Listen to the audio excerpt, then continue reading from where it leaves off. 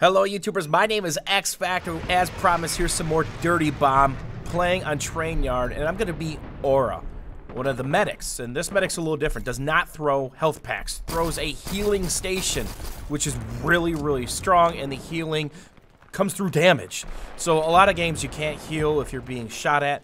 If you've just taken damage, there's a delay, or if you get shot, it stops the healing effect. Well, the med bag works that way with the other class, Sawbones, but it does not work this way for Aura. Now, here's the problem I quickly realized. My whole team went left. So I'm just trying to babysit these potentially two guys here before I push. I'm hoping somebody helps fill my lane with me and push with me, because I'm really a supportive class. One of the things I like about Aura is the weapon that you can get. It actually has an optic, and it's pretty darn decent. And there you see me running back and getting health just that quickly. I become an 80 hit point tank, essentially. So could you imagine a Rhino being here? Minigun or shotgun, 200 hit points just sitting within the range of this thing, doing absolute work, and I'm really expecting to get rushed here. So I actually give in here. I say, okay, you know what?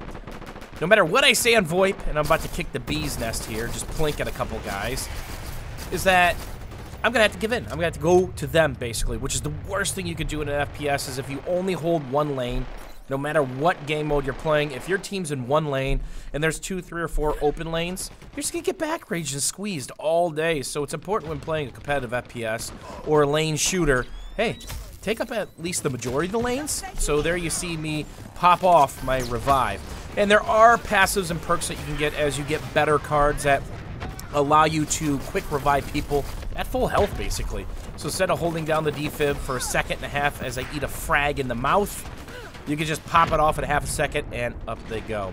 So just like that, we're getting pushed back. 4 of the people are dead, and quite a few of us are spawning back. 5 of us to be exact, which is not good. That's why you want lane integrity whenever playing a game like this. So we're gonna pop this thing healing station down, kind of tank it up, and look how fast this thing heals me. And now we got a big bad Rhino, but the problem is we're all looking the same way.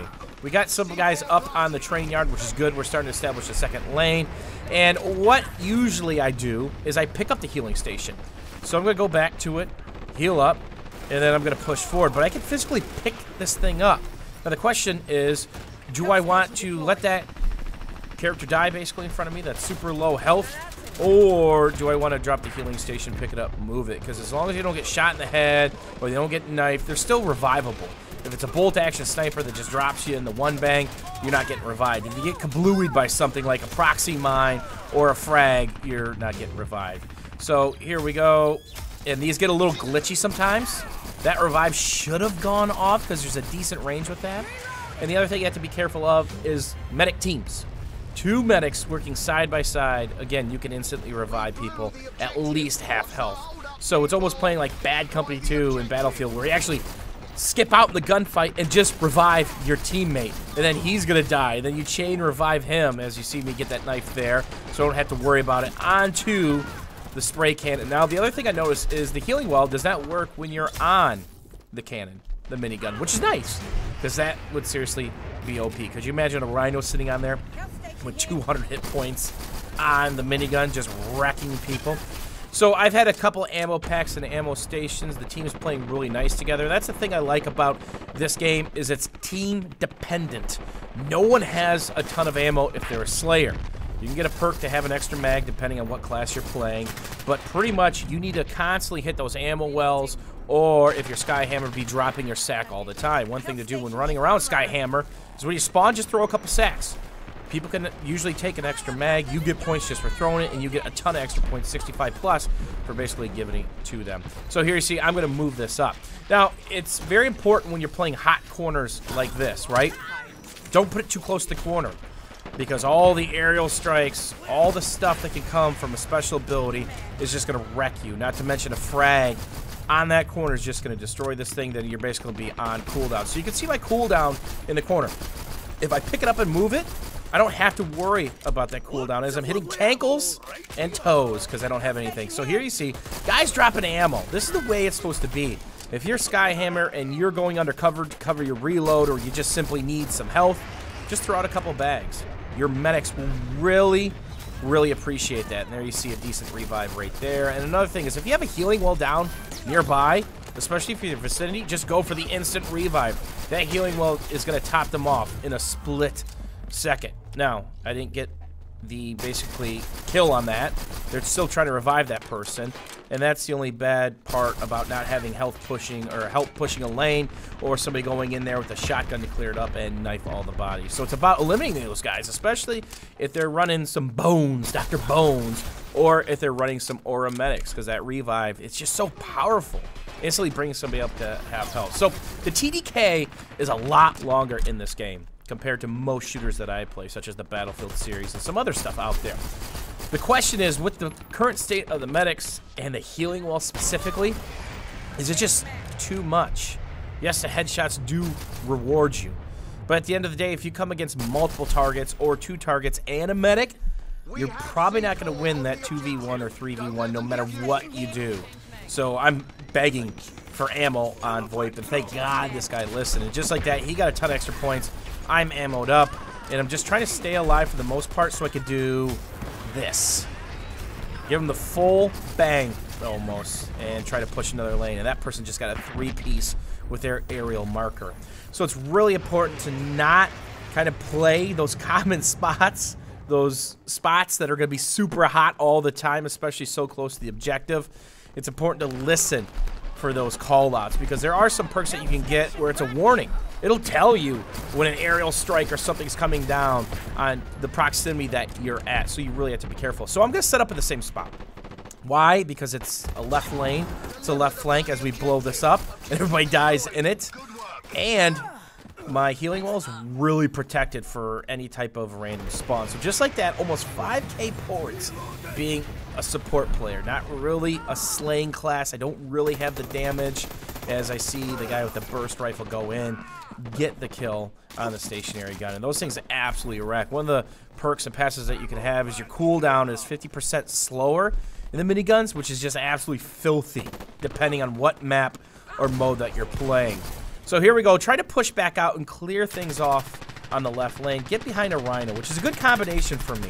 Some Skyhammers and Rhinos. I want to be next to the guys with the big damage, the big boy bullets. They're going to do all the work. I want to try to keep them alive. He's got a shotgun.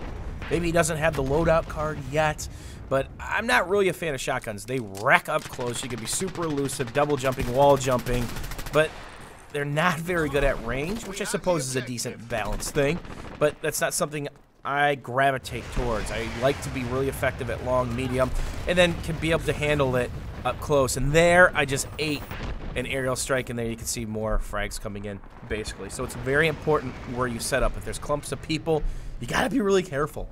So I probably could have done a little bit better of a job sitting back and maybe just reviving, but our lanes got spread out quite a few times. So he died, this guy got cleaned up, and I missed the revive because they kept doing damage to him. So that's my bad. I probably should have sacrificed my well-being, my health, because there was a healing well. Popped the instant revive, gotten him up to 100 health, and then seen the healing well heal him back to 200 quicker than you can say, Bob's your uncle. It's seriously that fast. It's crazy how well people can tank with these. And if you had the perk that extends the range, the passive, that is just nuts. You could just become a wall turret with the Skyhammer, then of course a Rhino, then you in the background just popping those guys. As long as they don't eat the bolt action headshot, try to get the back rage, going for the knife, not close enough, and that guy gets the big paddle in the butt. So drop that, because I see some of these guys need a little love on this side, and we're going to move it up again. It's all about keeping this thing moving and active, and letting your teammates know, hey, there's a well behind you. Hey, I'm placing a well on this corner, or if it's by the EV, behind the EV, constantly picking up and bringing it forward, making sure it's somewhat protected, and now I've got problems. It's on cooldown, it just went kablooey, and now I gotta play super defensively because I only have 18 health. No point of going for that revive. If I die too, then remember, you always spawn back. So if I die, there is no reviving going on. So I tried to stay safe somewhat. Pop out my healing station, watch this lane, getting ready to push one more time, hoping teammates come to this lane. This is a great lane to push, simply because that is a sniper paradise up here, and you don't want them to have that. It's anybody and everybody can stand in this little hole that's about to be on my right and just completely wreck things. So here you see I'm in a little bit of trouble here, but look at the healing in the bottom right. That allowed me to be an 80-point tank just by having that healing wall. So what do you do with these things? If you see people playing, if you see that glowing color, shoot them. Nade the corner. Whatever you have to take that thing down, because more than likely if you go in there just to win a gunfight, it's not gonna happen unless you hit the majority of headshots, because this is a very, very long TDK. And the British are coming. Holy shit. Gotta be careful there, so I'm gonna basically hug a wall. So there you have it, some Aura gameplay, which is becoming one of my favorite classes to play. Usually it's Skyhammer, Aura, the Sniper, or I mix in a little bit of Proxy as I hit K and Suicide instead of hitting the button to TeamSpeak. We loaded up some Skyhammer footage the other day, dropping a disgusting bomb in Dirty Bomb. We'll link that down below. Let me know what class you guys want to see next. Those badges, though. We'll see you guys soon. Thanks for hanging out.